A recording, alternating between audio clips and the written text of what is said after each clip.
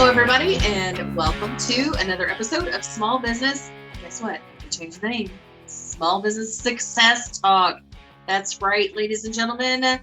A slight tweak on the brand because it just made sense. We don't really do small talk about business around here. We do big talk and a lot of big ideas and a lot of meaningful, deep subjects and all of the things that you can apply to your own business based on the learnings of those who are running businesses. It just made sense. And plus, I always ask my guests, what does success mean to you? What does that really mean for you? So it just made sense. So now, welcome to Small Business Success Talk. Haha, ta-da! Okay, celebration time is over. I am your host, Christy Smallwood, as usual. And I definitely welcome you into this episode because I get to talk to a buddy of mine. He and I, in full transparency, collaborate together. He works in a category of business that you might not really think of a go-to when you are just doing your day-to-day of business. But I'm telling you, if you don't have something like this implemented, you're missing the bus. We're going to talk about having the right people in the right seats on the bus. So my friend Michael G. Hall, as he has got his name on LinkedIn. So it's Mike Hall, and he has his business is Hall and Associates, and we go into what he actually does with his business and how it benefits other businesses, talking about human analytics. Human analytics. So the math and science of human behavior and how we have the definition, how it drives business outcomes. Human behavior driving business outcomes. Who would have thought, right? Who would have thought? We just naturally assume because you can do a thing within the business, you're skilled, right? You do that skill within the business, that's been good enough. Well, we are in a completely different world nowadays, ladies and gentlemen. Skill alone is not going to cut it. What if you knew your people well enough to know, or even just yourself well enough to know, where you should really be shining in your own business and where you would place right people around you in their right spots to make your business grow exponentially? I'm telling you, this is real stuff that you can apply at any level of business. So I'm really excited to introduce you to Mike Hall because he is a great guy, first of all, and what he's doing is fantastic. I also want to give a quick shout out to my ongoing sponsor partner, the Chamber of St. Matthews. If you are not part of one of your local chambers, just connect with me. We would love to have you. We are a vibrant, very active, engaged community of business owners and professionals who the mission really is to bridge business and community together. And so while, it's headquartered in St. Matthews in Louisville area, we are state and region wide. Like we have kind of overflowed those geographic borders, if you will, and become a, kind of a rock star in the chamber world lately. So you should check us out. Chamber of St. Matthews, we rock. That's all I'm going to say about that. So one of the things that I pay attention to, the conversation wrapped around human analytics with Mike Hall. Just an enjoyable conversation. Hope you learn a lot. Apply it. Take notes, or go ahead and reach out to him. Like, just don't even wait. Just get him in to your business and do those assessments that we talked about. But with that, I'd like to introduce you to Mike Hall, my guest on this episode of Small Business Success Talk. Well, I know where your loyalties lie. Look at that. Oh, Mike Hall, thanks for being a guest on this episode of Small Business Success Talk. We just recently rebranded, so you're the first one I get to use the name with. Yay! I'm excited about this. This is exciting. Okay, so in full transparency to everybody, they'll hear on the intro. You and I've known each other already for a handful of months. We're already working on collaborating together, things like that. And you, with your business, do one of the most fun things I have with what I do with my business. And I love human analytics, and personalities, and right people in the right seats on the right bus. Okay, but before we get to like the what you do, give me some of your background. Like what is your background? What did you used to do in a former life that got you to where you are now? What did I do in a form that I'm allowed to talk about? You? Well, yeah, that you don't have to kill me for if I know. Okay. Yeah. Well, I'm a Louisville native. I was born and raised here. And everybody, of course, in Kentucky wants to know where you went to school. Where'd you go to school? went to Trinity, graduated from Bellarmine, have a degree in accounting and economics. And I was CPA for 20 years. And always kind of literally, felt out of position as a CPA. So I kind of moved into corporate finance, M&A, and was much more attuned to that. That allowed me to do some entrepreneurial things later in life. I lived in Texas for about 25 years and in Austin for most of that. And that afforded me a great deal of entrepreneurial, thank you, opportunities. So I got to start and run a few businesses. Just was part of a group here that we had several single family rental homes we just had a positive liquidity event and last year. And through all that time, what I was doing was having a modicum of success, but candidly was very self-focused. And as I have grown and aged or just gotten older, maybe that's all I'm doing. I've kind of thought, I really don't like the guy I see in the mirror. I'd like to be a lot more of a giving, selfless, other focused person. And that led me to where I am a few years ago into the human analytics field, because it makes you focus on others. So now I have a means and a modality to actually become a little more the person I actually aspire to be. That's awesome. And I always love hearing people's backstory, because a lot of our listeners are younger. They skew younger in the sense of, they're still starting out in what we know. There's so much can change in just a year or two's time. But being able to talk about, we've had that bend in the river, so to speak, of, we thought we're going this direction. And then now all of a sudden, wait, there's the rapids. Let's go that direction. Like things can ebb and flow throughout our careers that get us to land where we are now. And even so, like all of this can then play out into something brand new over time as well. Mm-hmm. And so when we talk about, you mentioned human analytics. So let's talk humans.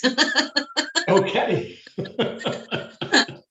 What are some things? Okay, well, let's just go ahead and dive in. What does human analytics really mean?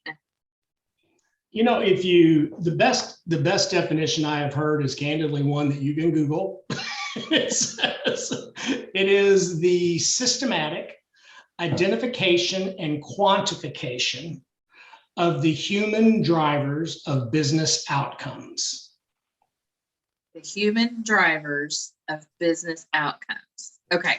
Yep. So analytics is a big buzzword right now and everything, especially if you're a football fan. You can't watch anything pro football without AWS web services and talking about the 13.2% chance something happens. Well, what happens is with the advance of both math and science is you can now apply analytics to human behaviors and work attributes. Okay. I literally just in my head, because it was just last fall, a mutual friend of ours and I went to the track. And there's a lot of analytical history about a particular racehorse so you can kind of maybe guess what they could potentially do during this particular race. Like, who would you want to bet on? Those analytics are in that book. Does it kind of work the same? Which pony to bet on? Maybe. I just had that analogy. No, I like the analogy. Is people. This is going to be profound. People are people, and so consequently, there are certain behaviors which are, to some measure, predictable with math and science. So, for example, if I'm a confident guy, I can measure the level of confidence that I bring to a situation or that others bring to situations. You can measure things like leadership. Am I the type of leader that is the first one to charge up the hill, or am I a servant leader? And by servant leader, let me go tangential here for a second. I don't know if you watch Nat Geo or anything like that, but are you familiar with how the alpha wolf leads? Mm-hmm. From the rear of the pack? Yep. And so that is a servant leader. Believe it or not, through analytics, you can determine how what I call people are hardwired to do. So that old adage, no matter where you go, there you are. Yeah. You can determine those things really quickly and easily as to what the human proclivity is in certain areas relative to work-related traits. So, okay, then why would we need to use them? Why would you need to use them? Like I said, I was a CPA. So I would hope that as a CPA that I would be fairly detail oriented, right? You don't want a CPA, I wouldn't think, that isn't very detail oriented. So that's something that you can measure, is just how detail oriented are you? How analytical are you? Are you intuitive or are you deductive? Those are all attributes that as you start to look at job descriptions, you can load these factors into a job descriptor and say, I know that I want somebody that's detail oriented and can multitask. I want somebody that's nice, but they don't necessarily have to be an extrovert. It's okay if they're introverted. And I really need somebody that has some proactivity about them. I don't want to tell them what to be doing all the time. I need them to be proactive.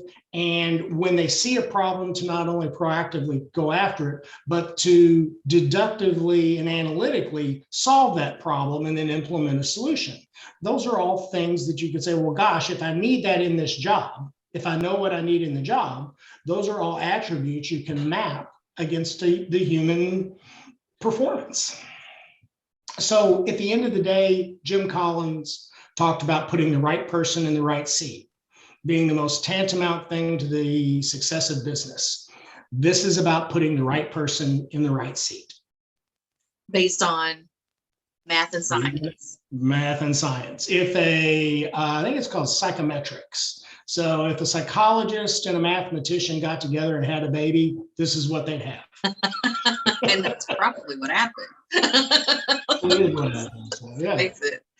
Well, I know in marketing, I talk about there's the psychographics of your target audience. Mm-hmm. And so when we're putting those kinds of things together, it's going deeper than just your basic demographic model of, your mom's 25 to 34, whatever the case may be, and household income and geographic location. Like, it goes deeper into like what brand names do they gravitate to? What colors do they like the best? What values drive them? And so when we talk about, these kinds of things with the human analytics, I would about guess you could pinpoint those kinds of things as well. Like if they're thinking a certain way, they would gravitate to a brand that also presents itself as to thinking that way out there. Maybe. I just shifted the whole thing to marketing, but yeah.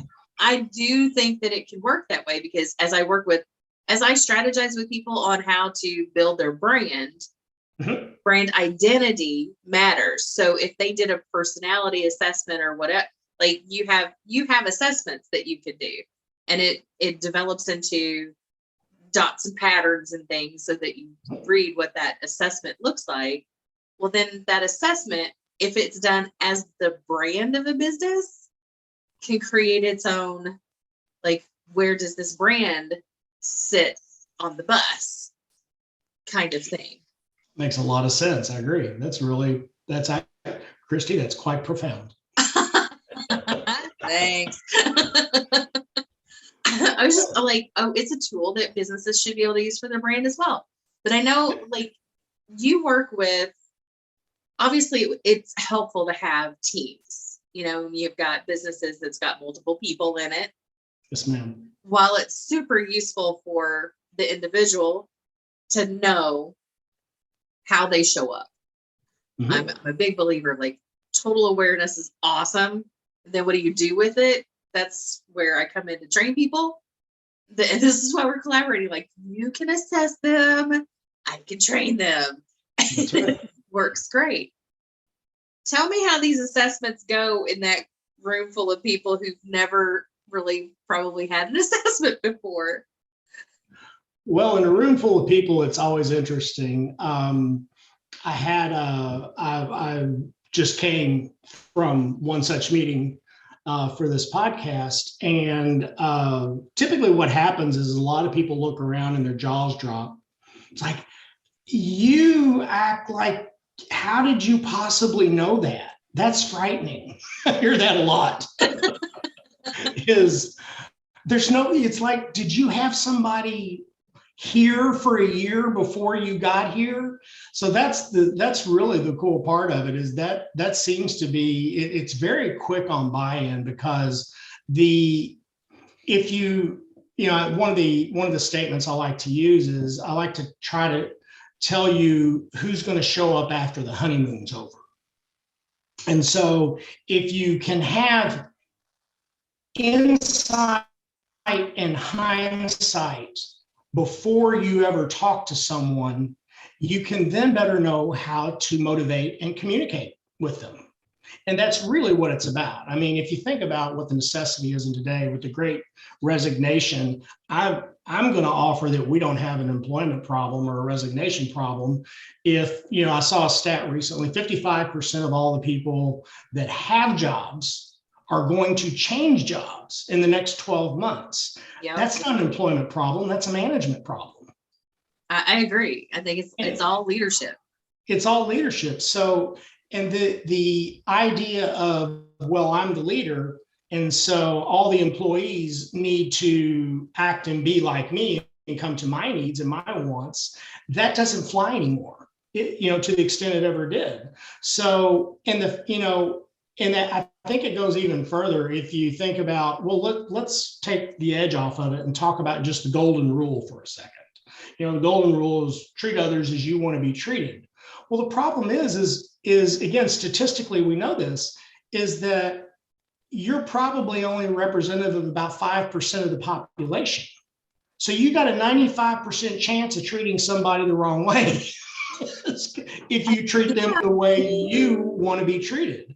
So the reality is as a leader and as a manager, if my job is to lead, manage, develop, engage, what a concept, employee engagement, is actually get my employees engaged where they want to come to work. They have an emotional connection to what they're doing. They actually maybe even look forward to being there. It's been proven time and again, turnover goes down, productivity goes up, profitability goes up.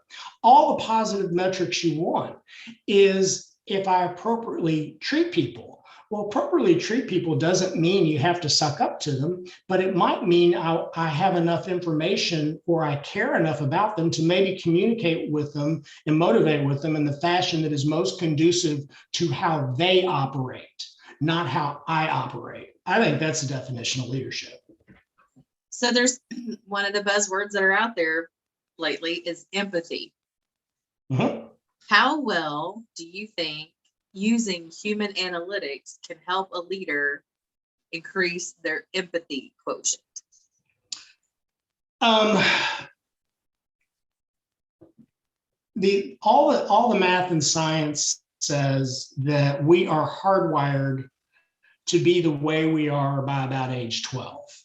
And short of, I think the math says 1 in 3 million people can actually change who they are. So what you're talking about changing is behaviors.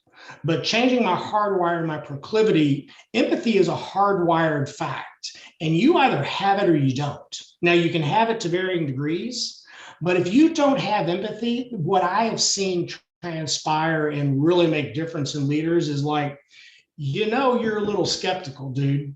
You don't have a lot of empathy. So awareness is a great thing to have. And if you're self-aware, I can now be more attuned to the fact that candidly, I'm not empathetic. So how do I work through that, not around it? How do I work with that? How do I turn that into the strength? Okay, so I'm somebody that needs facts and figures more than I can read a room, but I can take that and use that to my benefit and to the benefit of the employees as well. I agree. So tell me something that what's the thing that you love most about doing what you do? I alluded to it earlier, is it makes me other focused. Is I now inherently, when I meet somebody, I'm already in my head. You mentioned the term dots earlier. I'm already, because we plot mathematically, we plot these attributes on a graph. So they're dots on a graph. And so I'm already in my head trying to figure out, how do I best engage with this person? Is it better to ask them a question or to make a statement? Is it better to do they have empathy? Are they an extrovert or an introvert? Do I need to not put them in a public light or keep them in a private light? Are they someone that can handle something one thing at a time and do it with tremendous focus? Or are they a mosquito on Red Bull? Things like that. As I go through, are they very, very logical? Or a mosquito on Red Bull? Yeah, so that would be a pretty impatient person. Yeah, a lot of variety. Yeah. I don't remember. Did you use that to describe me? I don't think so. I don't think I'm quite a mosquito on Red Bull. Am I? I don't know that you're a mosquito on Red Bull. No, but you are definitely a multitasker. You're a multitasker. But you've met one or two of those. You've met those mosquitoes on Red Bull. Hollow squirrels in a basket. They don't have a basket. They're just literally all over the place. Yeah. Okay, so I would ask you any good stories, but I already know one that I've experienced with you. And It was so funny because I had me and my team go through the assessment, and then I had you come in for our team day, and you talked through what this thing was about. And using me as the first example. And my team is still having fun with that because you made it clear they're not supposed to tell me things, like tell me what to do. It's better for them to ask. It's to tell. That's why I chuckled whenever you said that. I'm like, yeah, I'm that one. Yes. Some people, and I are one too, is it just back again, we have or I've had in the past, I've had preconceptions of, it's always better to ask a question than to make a statement of someone. Well, that's not true. There are some people that it's better to phrase things in the form of a question, and quote unquote, whether that's allowing it to be their idea or not is secondary to the point. It's just a matter of how things land on people.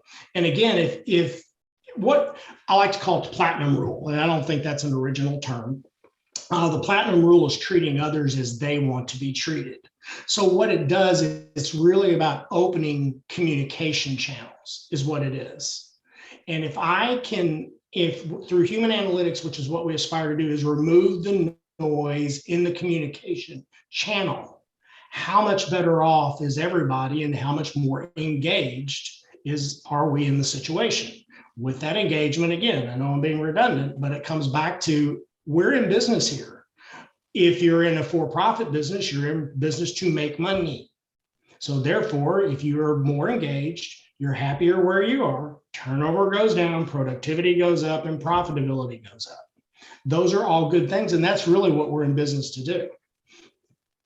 Well, I know we had a great time going through the assessment, and it's been helpful because I've got one gal on my team that she's very much deductive, and I've got her on video production. And while she has her own level of creativity and it comes out differently, through that team meeting after the assessment, and we figured out one of the things is like, hey, I need somebody to figure out the process to make this better. If we're doing like this podcast, so it's both audio and video, how do I get this whole experience for my listeners and viewers to be a better experience for them? What is that process? What are some things out there? So I'm throwing out these, like, where do we even go to find new processes that we can apply here?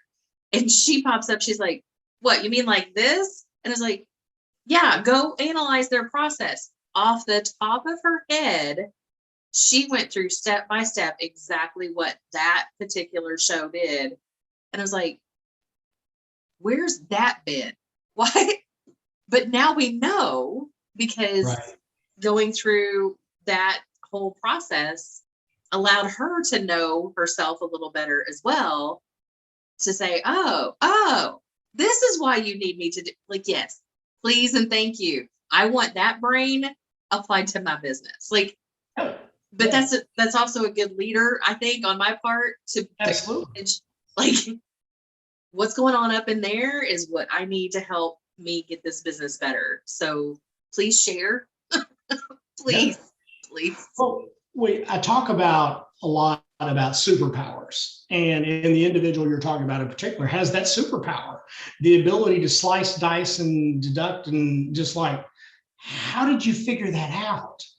That's because what they do, and we knew that she could do that based on her dots. That was measurable. Those are measurable attributes. You can even discern to what extent that can be done. And so you're problem solving. Well, we're already implementing. And so I know the benefit to me and my team. Now, I also know I'm the holdup, because out of my team, I'm pretty much the weird one. I'm the outlier of our group, which, as the leader and the owner of the business, it should make sense. Not everybody, they don't need to be like me. I need them to function like the business needs to run. And they're doing a great job with that. But tell me some other stories about, because you told me one time about when a company, as you already mentioned, this great resignation, people are going to be shifting around. What does that do to companies, and how much money is it costing them to have people leave and then have to replace them? And how does this help? The last gross statistic I saw was that the great resignation, that 70% of the workforce is currently either actively or passively looking for a job. And that the cost to our economy of that is $605 billion. And I believe that's for B with a B. Mm-hmm. Okay. So typically, and I think that was Gartner's where that statistic is.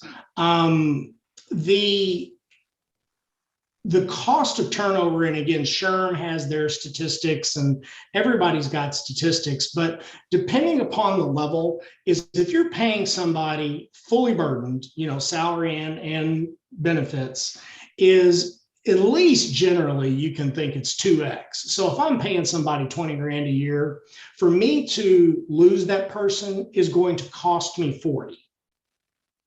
And my question to you is, where does that show up on your P&L?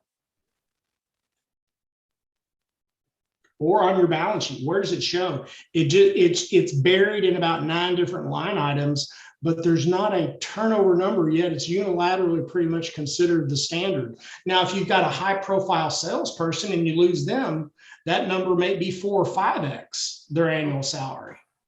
A high C-level person can be 10x.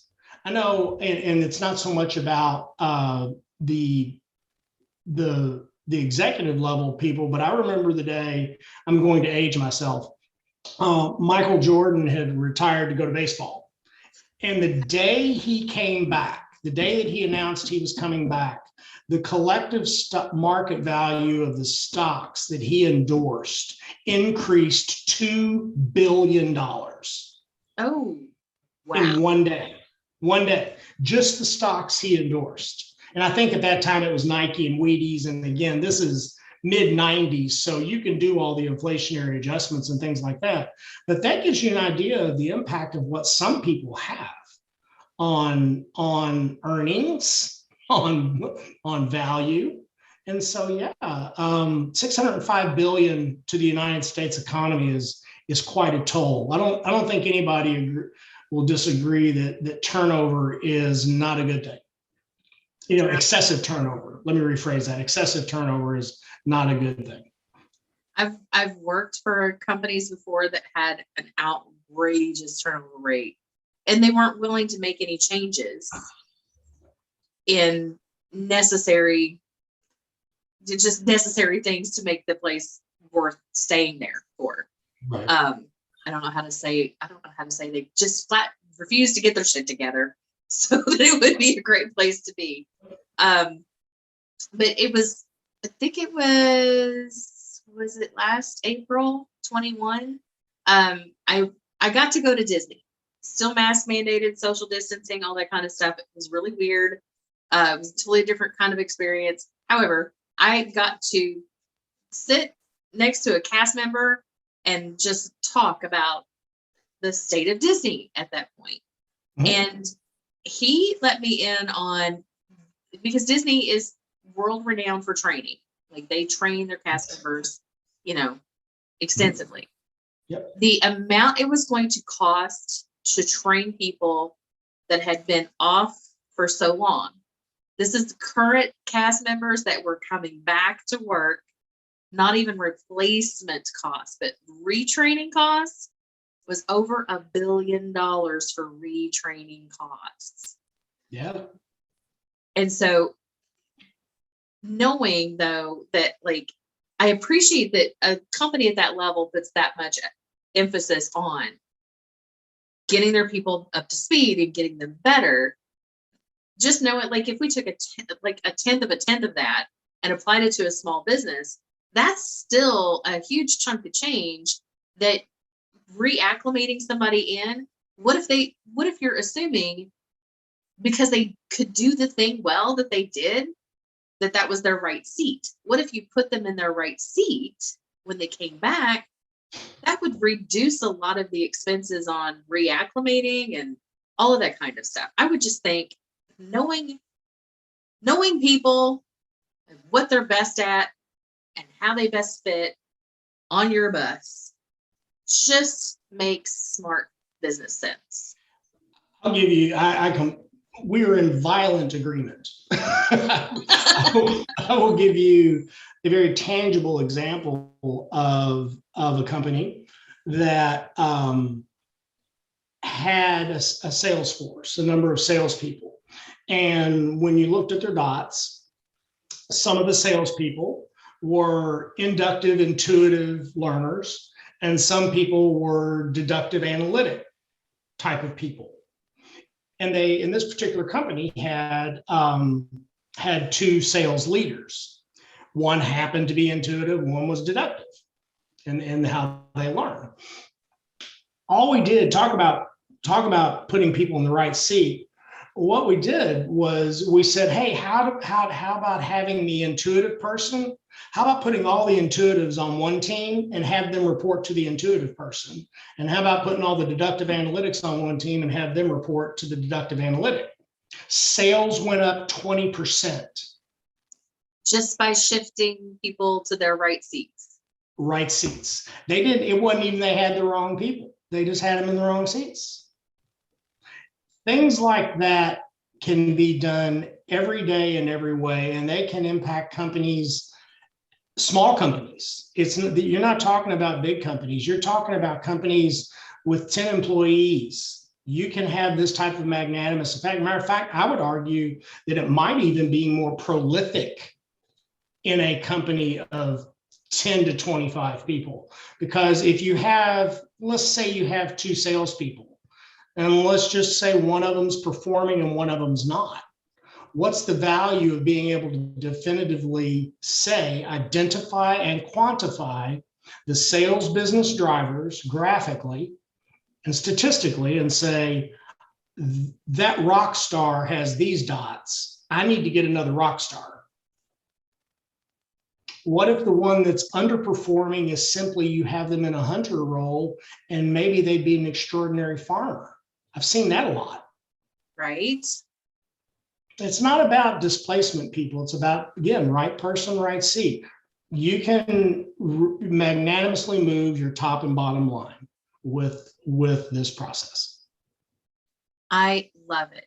Okay, so let's shift a little bit here, because you've had a lot of changes over your past, and you talk about wanting to make that shift to becoming more other focused.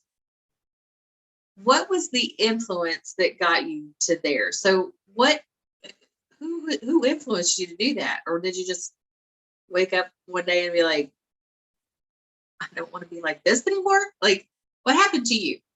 Yeah, gosh. And thank you first for the question. I think I literally woke up. I believe, and I'm not a Bible thumping, I'm not, but I really do believe that, when people say, well, what's the purpose of life? I believe the purpose of life is to be a little more like Christ every day. And I looked in the mirror and I was the antithesis of anything that would entail. And so, yeah, I did just wake up one day and say, I don't like this. This is not, I'm not fulfilled. I'm not happy. I don't think I bring joy to other people. I don't think I lift other people up. I'm always worried about what's in it for me. And I just, it's like, back again, yes, what would Jesus do? I guess that's that, without quite that pronounced of a thought process. That's really what it was. Is at the end of the day, I want to go to heaven. And I don't know how much on that path I was. I don't know that I'm on that path now. I'm not saying I got it all figured out. I'm saying this was an adjustment for me to be, more part of the solution than part of the problem. So what is the best piece of advice you've ever received? The best piece of advice I've ever received, for me personally, shut up.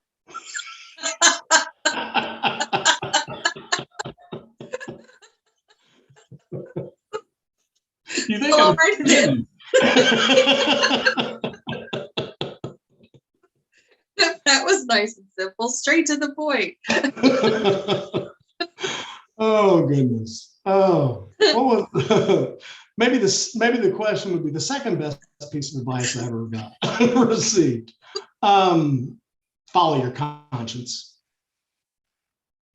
Okay. I've just pictured a little Jiminy Cricket somewhere. Yeah, and I received that first piece of advice several times in my life. So, It's become your most popular piece of advice that Yeah, I have, back to, I think another spin on that is, God gave you 2 ears and one mouth, that there's a proportion there that you probably should pay attention to. So I try to, listen empathically.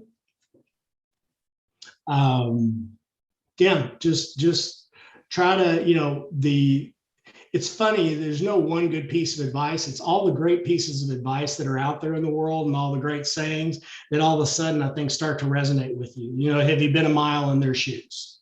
That's a big one for me now. I haven't been a mile in that dude's shoes or that person's shoes. So I don't know. That's another piece of advice I got that has resonated. I don't know as much as I think I do. Well, ain't that the truth? That's every day for me. I was like, but I do know things. I just don't know all the things I probably need to know. Yeah, exactly. I got a lot to learn. That's a great question, and I like I said, I think it's a ton of little things. I hope. What I hope is that in my engagements with clients and things is that the quote unquote advice I give them makes them richer people. And richer both, and I mean as a person. I hope it helps their soul at the end of the day. And if you can do that, wealth will follow. So what kind of advice would you give our listeners? Oh gosh. Call me. Well done, Michael. Call me and let me tell you about our dots. Yeah. Okay, final question I ask everybody. What does success mean to you, Michael? Does success mean to me?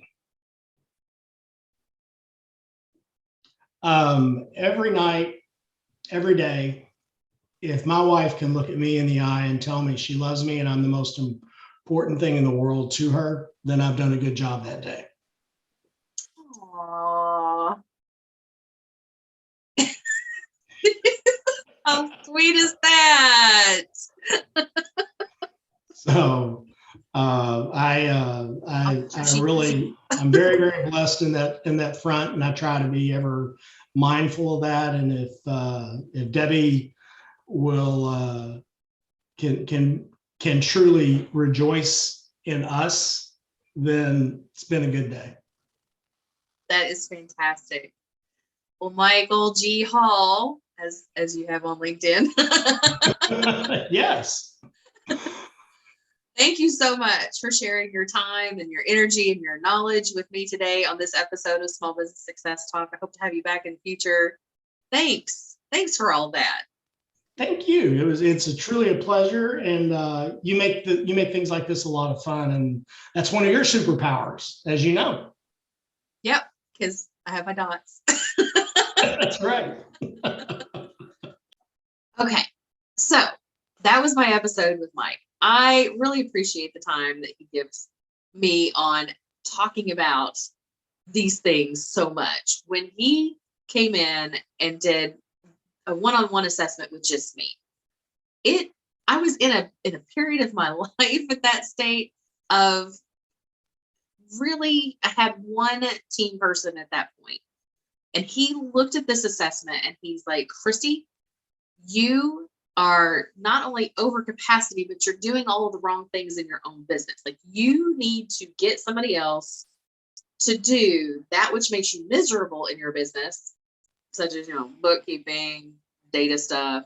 Like, I don't like to live in the data, and I don't like to live in the detail real long. If I have to be there, I have to, nothing else can exist. I have to focus. Otherwise, I feel like I would mess something up. Everything needs to be correct. And so I'm over vigilant during that time, which makes me a little stressed out. Well, when I'm not stressed out is when I'm training and I'm speaking and I'm talking to people and strategizing.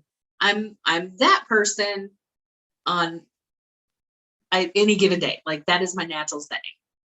Detail work is not my natural setting, so I can only be there for a short period of time. And he's pointing this out to me, and I'm just like, oh my gosh. But because it was there on paper, like I had been feeling it, but I've been tested. Like it's for real, a fact.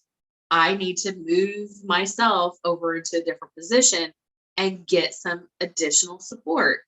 That's what I did. Almost right on the heels of that conversation, I brought in my second person. And a few months later, I brought in a third person.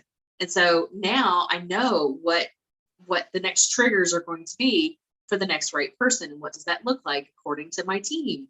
And then having the team take that assessment together. We all now know, oh, this is what makes you tick. And here's the best way to communicate together. And not even just the method. We're not talking about, do we text each other? Do we use Slack? Do we do this? Do we do that? It's how do we actually talk to each other? Where do you function best?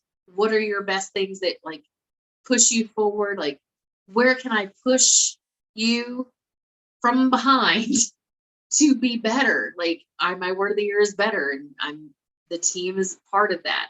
And so my team has been spectacular, not just because of the assessment, but it's nice to know that my team is spectacular through this assessment. Human analytics can give me a lot of information and help me as a leader be much better as a leader within my own business. All that to be said, obviously, I love what Mike is doing in the marketplace, how he's helping businesses not only save money, but putting the right people in the right places can actually increase revenue. Yes, please. Like that's one of the things that we all want. But it is one of those areas of business that we tend to overlook way too easily. We always think that the answer is in, sales and marketing. Well, yeah, that's a factor. Absolutely. There are still people involved. And if you're discounting taking the time to work on your people, the culture, the assessments, the training, the platinum rule, you're missing the bus in your own business. So don't do that. Don't do that. Connect with us. Like if you have any questions, by all means, reach out to me, reach out to Mike. We'd be happy to help in those areas of your business. So with that, thank you. Thank you for your time on listening or watching. You can subscribe to any of the channels that we have, everything from Spotify and Google Podcasts and iTunes to YouTube. We're on YouTube. Or at a minimum, just go to the website, which I will have an official domain name for you soon. But you can also go to the website. We have a Facebook page. We're getting it out there and everywhere so that we can also have additional sponsorship opportunities. So somebody out there that you think would be a great guest for Small Business Success Talk, please let me know that as well. And otherwise, have a fabulous day.